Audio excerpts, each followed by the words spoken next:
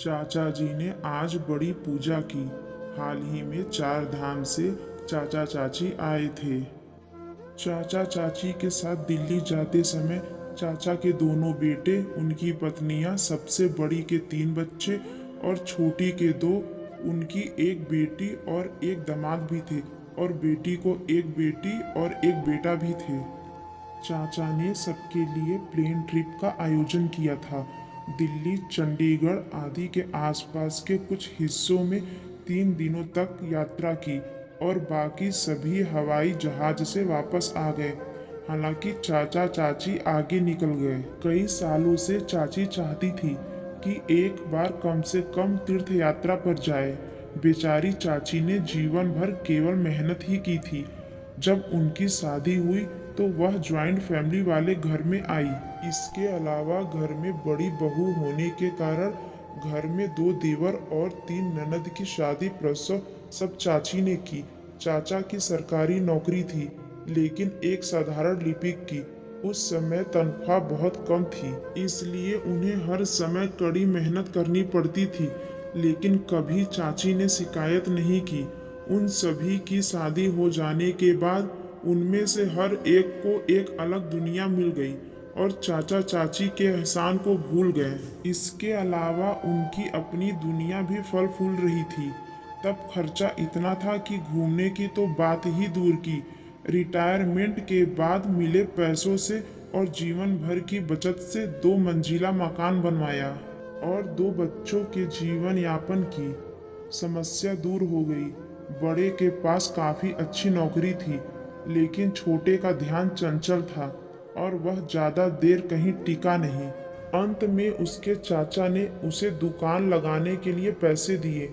लड़कियों के लिए एक अच्छा घर देखने के बाद सब कुछ ठीक हो जाता है। हाल ही में यह पता चला कि गांव के पास उनके खेत को बांध दिया जाएगा और उन्हें सरकार से मुआवजे के रूप में पैसा मिला। अब चाचा जी ने खेती के साथ साथ गांव के पास का घर भी बेच दिया, इसलिए उन्हें अच्छी खासी रकम मिल गई। मिली रकम को जमीन या रियल एस्टेट में दोबारा निवेश करने पर टैक्स में छूट मिलती है और पैसा सुरक्षित रहता है। तो क्या हमें खेत की जमीन खरीदनी चाहिए? घर में रोज घर को लेकर चर्चा होती रही। मुलाकातें होने लगी। दलाल का आना जाना बढ़ गया। चाचा जी को तो समझ नहीं आ रहा था कि क्या करें। इसी समय चाची ने कहा कि वह 4 धाम यात्रा पर जाना चाहती है, इसलिए भले ही यह यात्रा निकाली गई। चाचा ने कम से कम 3 दिनों तक सभी को खुश किया और फिर आगे बढ़ गए। लेकिन जब तक वो वहां थे, बहन और भाई की दैनिक सलाह जारी रही। सबको डर था कि अब चाचा चाची ना जाने कितना खर्च कर देंगे, हमारे लिए कुछ रखेंगे भी या नहीं, हमारा भी अधिकार है। जब तीनों बच्चों के माता पिता का फोन आया तो आप जब वापस आए तो वह यही सुझाव देंगे कि हम यह फ्लैट खरीद लें या खेती बाड़ी आदि देखें। 17-18 दिनों के बाद चाचा चाची वापस आए और गंगा पूजा का कार्यक्रम तय किया।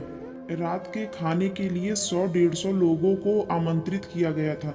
तीनों लड़कों को यह बिल्कुल पसंद नहीं था, लेकिन वह सबके सामने बहुत खुश मिजाज होने का दिखावा कर रहे थे।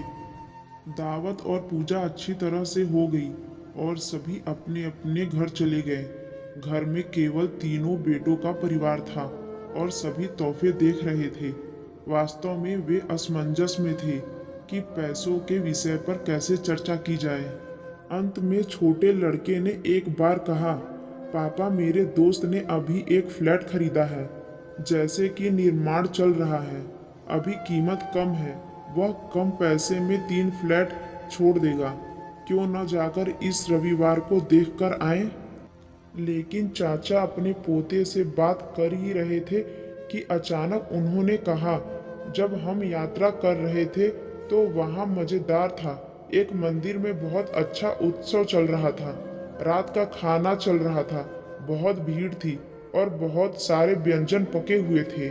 उसी वक्त मंदिर पर भजनों और श्रद्धालुओं ने नृत्य किया। मैं धीरे धीरे यहाँ सोचकर मंदिर के दर्शन मिलेंगे या नहीं, लेकिन कमरा बिल्कुल खाली था। हर कोई बाहर था और भगवान और मैं कमरे में अकेले थे और देवता मुझसे बोलने लगे। उतने में बड़ा बेटा गुस्से से बोला, पापा राजू जो कह रहा है क्या आप सुन रहे हो? लेकिन पापा ने इस बात को पूरी तरह से अनसुना कर दिया और बात करते रहे। भगवान ने कहा कि देखो सुंदर, ये मेरे नाम पर उत्सव है पर मौज सबकी है। सुबह पूजा हो चुकी थी, फूल पत्ते पानी मुझ पर रखे, अब वह फूल पत्ते सड़ रहे हैं, उसकी दुर्गंध फैल रही है, उसमें के कीड़े मुझ पर चल रहे हैं और अब इस गंदगी को कोई साफ नहीं करना चाहता। 5-6 बार आरती कर दी गई, लेकिन अब साउंड प्रोजेक्टर से भरपूर संगीत और कर्कश गाने बज रहे हैं। सब खाने पीने में लगे हैं, लेकिन मुझे भोग लगाना भूल गए। जैसे ही चाचा जी कुछ और कहने वाले थे, उतने में उनकी बेटी मिष्टी गुस्से में बोली, क्या फालतू की बातें कर रहे हो पापा? पापा आप व्यस्त नहीं हैं, लेकिन हम इतने काम में इतने व्यस्त होते हुए भी आपके लिए आए हैं और आपकी ये बकवास चल रही है। हालांकि इस बार चाचा जी ने बोले, फालतू? मैं बकवास नहीं कर रहा हूँ, जो कुछ भी कह रहा हूँ मैं आपको सच कह रहा हूँ। आप हमारे लिए नहीं बल्कि सिर्फ पैसों की सेवा करने आए हैं। जब हम यात्रा कर रहे थे तो हर कोई मुझसे अलग अलग योजनाएं बता रहा था, लेकिन आप में से एक ने भी हमारे स्वास्थ्य के बारे में नहीं पूछा। हम क्या खा रहे हैं, कहाँ जा रहे हैं और हम कहाँ रह रहे हैं, आपने पूछताछ भी नहीं की। हमने तो जीवन भर मेहनत करके 4 पैसे कमाए और आपके जीवन को बेहतर बनाने की पूरी कोशिश की। हमारा कर्तव्य था, लेकिन हम अपनी जिंदगी जी नहीं पाए, खुशी भी कभी महसूस ही नहीं हुई। आपने इस बारे में कभी सोचा? जब यात्रा पर आपकी माँ का जन्मदिन आया तो आप तीनों में से किसी ने भी साधारण शुभकामनाएं भी नहीं दी अपनी माँ को। मुझे पता है कि मेरे पास जो पैसे हैं उसका क्या करना है। ऐसे ही मेरे बाल धूप में सफ़ेद नहीं हुए हैं। मैंने 3 फ्लैट में पैसा लगाया है और बाकी के पैसे पोते के नाम फिक्स डिपॉजिट में रखे हुए हैं। उन्हें वह पैसे उनकी शादी में मिल जाएंगे, लेकिन तीनों फ्लैट मेरे और तुम्हारी माँ के नाम पर रहेंगे। मैं तीनों घर किराए पर दूंगा, लेकिन मैं घर का किराया तुम्हारी माँ के हाथों में दूंगा। हम इसका अधिकतम लाभ उठाएंगे घूमने के लिए, और तुम्हारी माँ खर्च करना चाहेगी तो वह करेगी, लेकिन तीनों फ्लैट आपको हम दोनों की मौत के बाद ही मिलेंगे।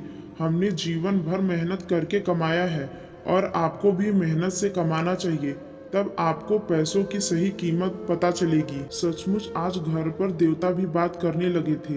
मंदिर के भगवान को साज सजावट और दिखावा नहीं चाहिए, उन्हें मन से भक्ति चाहिए, और घर में देवताओं को चाहिए थोड़ा सा प्यार।